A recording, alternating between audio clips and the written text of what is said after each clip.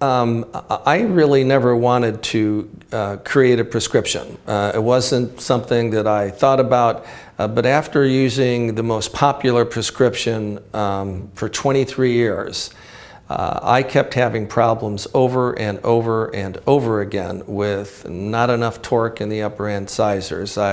Lower posteriors were tipped in too far.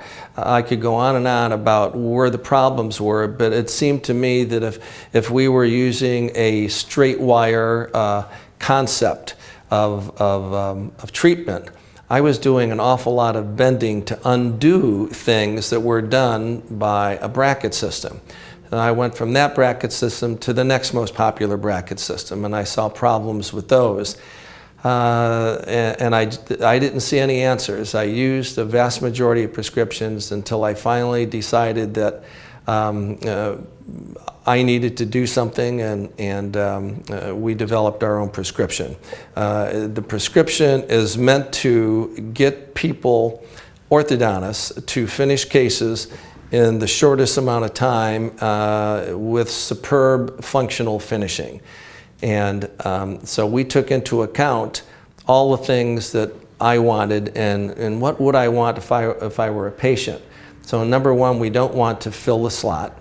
And if we don't fill the slot with a full-size wire, then you have to make accommodations so that you get what you might get if you did fill the slot.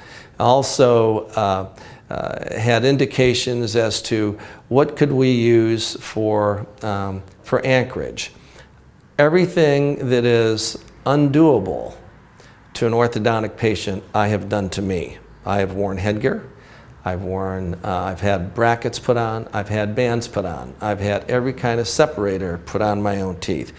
I've had different kinds of bite ramps, metal bite ramps and composite bite ramps. I've had those put on my teeth. I've had braces. At 60 years old, I had braces because I felt I needed to have as good an occlusion as possible, because I had had some large fillings put in when I was a teenager and we were going to put crowns in. So I wanted to give my dentist the best chance of putting in perfect crowns, or maybe just short of perfect crowns. So I know what I liked and what I didn't like. I didn't like a transpalatal bar, and sometimes I was putting in two. They are nasty. And so I said, well, what could I do to avoid a transpalatal bar? We developed an anchorage molar that was called the 20-20 molar. It had 20 degrees of rotation, which is a lot, and 20 degrees of buccal root torque. That rotation enabled me to eliminate many things. I rarely use TADs. I never use TPAs. And we are able to create anchorage with that molar in anchorage situations. It has worked beautifully when you know how and when to use it.